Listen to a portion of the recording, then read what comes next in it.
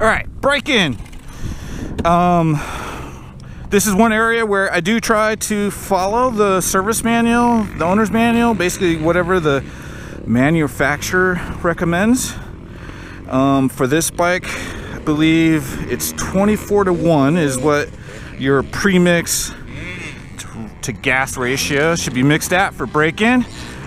I will use 1 gallon, so that comes to like around 6 ounces of premix, and I like to use a petroleum-based premix for break-in, not a synthetic. All right. After a gallon, I put in the good stuff. Oh.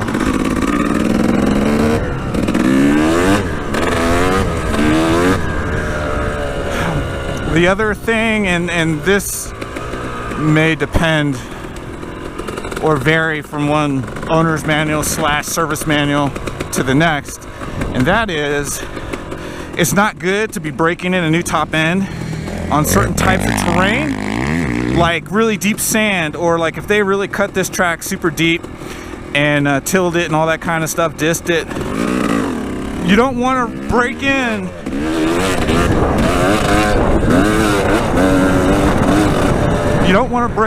a new top end on that kind of surface when it's fresh. It's one thing once the track's broken in and ruts have formed and those kinds of things, and it's not as deep anymore because people have been riding it essentially. That's not so bad. But you know, the problem with sand and really deep tilled terrain is it's going to put like maximum load on the engine, and you don't necessarily, that's not what you're looking for when you're just trying to break in a new piston.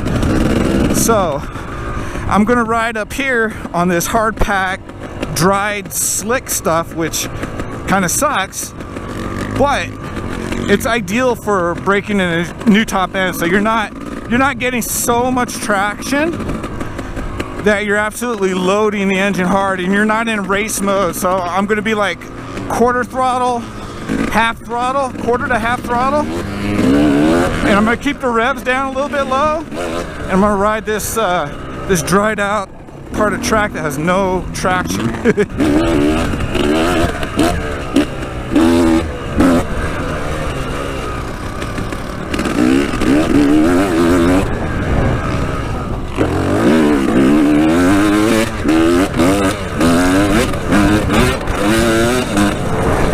Bumps that I didn't see. Woo! Hello.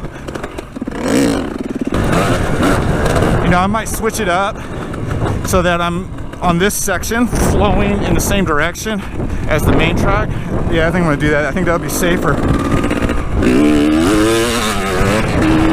So like this deep sand here, I'm not gonna get on the gas super hard because I don't want to put that kind of load on the engine just yet. And just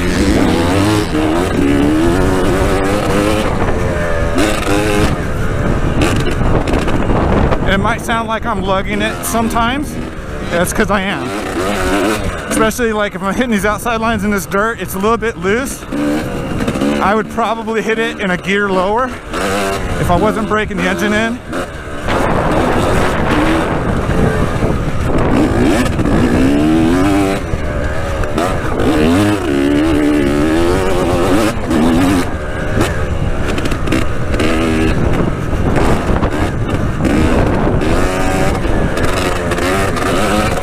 Man, my hand is cramping. I mean, and we only did like 10 minutes of like super easy, like pathetically easy, you know, terrain and riding, and like my hand's already cramping up. That's why you gotta like remember those basics, man. When to be in the attack position, when to not. So the idle's kind of high. I'm gonna bring the idle down a little bit.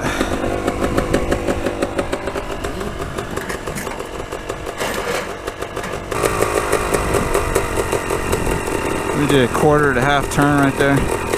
So yeah, that's the other thing too, is like when you redo the top end and you fire it up in the garage or in front of your house or whatever, you don't really get the engine up to like a working temperature, and it's gonna idle differently, cold, warm versus like hot.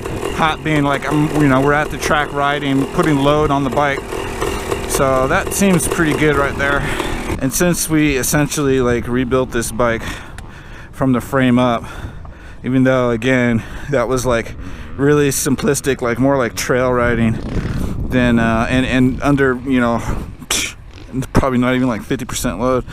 I'm gonna check all the nuts and bolts that I can think of. For the second portion of our break-in, I'm gonna do a little bit of voiceover. I decided to go ahead and ride the main track. At this point in the day, the main track is, a lot of it is fairly dried out and slick, kind of like that little trail section we were riding in the first break-in session. Some of the turns are still pretty deep and dug out pretty well, but it's late in the day, so there's lots of ruts to choose from, so the bike isn't going to have to dig through a lot of deep terrain.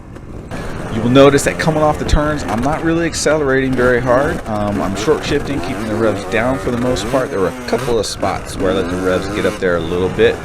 In order to clear some of these bigger tabletops, I'd have to be more aggressive with the engine than I want to be right now, so we're just going to jump about halfway and then ride off the end of the tabletop.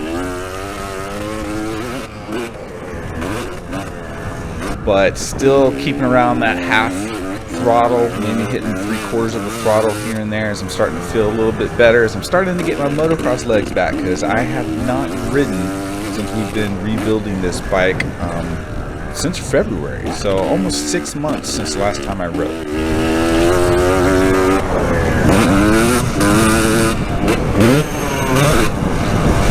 I think this is probably a pretty good spot to end the video. I don't really have a whole lot else to say about how I like to break in a new set of rings and piston on my YZ250.